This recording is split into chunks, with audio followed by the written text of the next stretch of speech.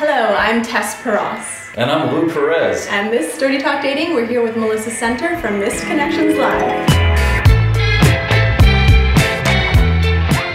Tell us a little bit, for those of us who aren't familiar with Missed Connections Live, what it is, where can they find it, and what's it all about? Sweet. So, Missed Connections Live is my web series that is based on actual missed connections postings that I found on Craigslist. People will post these anonymous-ish little blurbs after they've met someone very striking, perhaps on the subway or in the Trader Joe's, and they were too maybe afraid to say hello. So people will post these things, and then in the hopes that the other person will see it online and then respond. So in my show, I mine Craigslist for actual postings, and the ones I find most fun, I turn into episodes. Are there actual numbers, like as far as like in real life misconnections of people actually connecting? Do we have statistics? We don't have statistics, but I have heard numerous stories since creating this series of actual connections.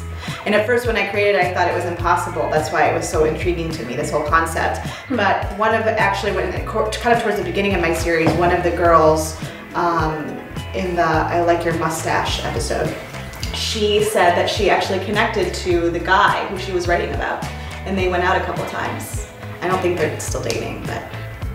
What do you think it is that people have these misconnections and think that it is? Would it just be like a superficial attraction? It has to be something particularly, you know, something, a moment, a fleeting moment that someone had the inspiration to then, you know, really reach out in this stratosphere of the web. I think it's romantic. Yeah. Well, do you really think it's romantic? Well, I think the romance is having to write a description of someone's memory in your mind. So it's like the way that I remember it, whether or not that actually happened, to be able to express it and vocalize it in a posting, I think there is something romantic about it. Yeah. I never posted, but I've checked for myself. You have checked for yourself. What an ego. Yeah. Oh, totally. Yeah! There was. Because I used to ride the F train all the time, and I had misconnections on there, so I would hope that the person that I would have misconnections with on the F train would be searching for me. It's such a one-sided thing, but you didn't post anything. No, I looked. I tried to check for it.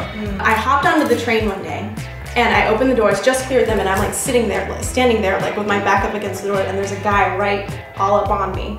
And it was a cute moment because we were wearing very similar outfits. I was wearing a hat and a leather jacket. I was wearing a hat and a leather jacket and a shirt and jeans and like cowboy boots or whatever. And he was wearing kind of the male equivalent to what I was wearing. And he was very good looking and he was right up on me. And we're like sitting there on this train, and maybe I had to go probably 4 stops, and we were what I like to call eye fucking the whole time. So we were like on there, and we're just like looking at each other. I'm like on the train, just like standing there, not saying anything. But we pretty much spent 4 subway stops all up on one another, staring at each other, wearing the same outfit and smirking and kind of laughing. And I wasn't sure if anyone was gonna say anything because we didn't say anything. We just were staring at one another. And finally, the train is coming to a halt, and it's slowing down, and I'm kind of indicating that I'm going to get off, get off the subway. I'm indicating that I'm trying to exit the subway. You're done eye fucking. That I'm done. It's time to go. I'm indicating that I'm finished. Nah. So I'm getting off the train, and he says to me, he kind of like leans in, and he's nice outfit. And then I was like, yeah, so I just left and I was like, thanks, you too. And then I got off the train. And of course, that's when I started checking misconnections. Because I was like, that is a legit misconnection. I'd never done it before. I'm gonna look on for the F train thing. And then of course, what did I do? I got on like the same car every day just to see if he was gonna be around.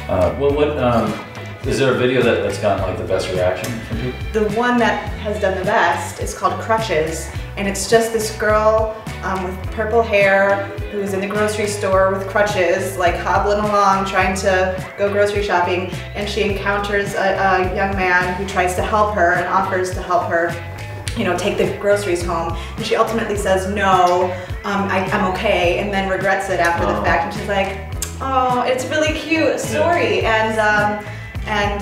Yeah, I just had such a great time putting that one together, and it's simple and sweet, and people really respond well to that, so check that out. It actually reminds me of a very sweet scene in Silence of the Lambs, where Buffalo Bill pretends to have a broken arm in order to lure great big fat woman to help him lift the sofa into his van, and then when she gets in the van, he clobbers her in the back of the head. That's really sweet. There's a misconnection there.